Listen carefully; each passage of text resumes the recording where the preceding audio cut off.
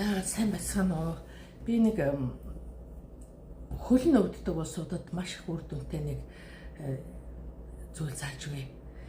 За ийм тийм 70% спирт. За тэгээд энэс дээшээ хувьтай байвал бүр сайн биз тийм ээ. За тэгээд нэг ийм шилэн сав бэлдэнэ. Шилэн сав. Тэгээд авокадо биднэрт хэрэгтэй.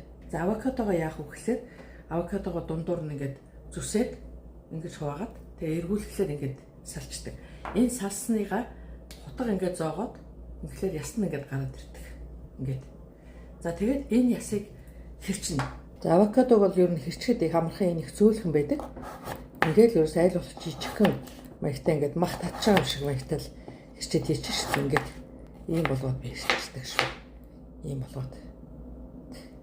За тэгээд саяныхаа спиртэн дээр авокадоныхаа үрийг аль болох их олныг хэрчих юм бол илүү их өтгөн болно. За 7 хоног хөргөчн дотор ингээ байлгана. Гэхдээ энэ бол 2 хон жагсан шүү. Яаж хэрэглэх вэ гэхээр ийм хөвөн завсар нь хийж гисэн марл бинтмент ч юм уу шингээгээд тэрийг нимкэн ийм нэг шажигнаа дараагаад идэггүй нимкэн гялгар утаар ингээд бооч 2 цаг хүртэл тэрийг тавьчихна өвдөн дээрээ. Энэ одоо 1 литр хэртэй спирт. Тэгээ энэ ийм хэмжээний спиртэн дотор бол бүр 10-аад авокадоны үр ингээд хэрчээд хийчдэг.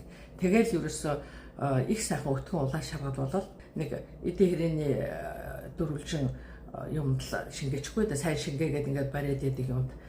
Тэгэл хөлн өвдөхө болж ин шүү.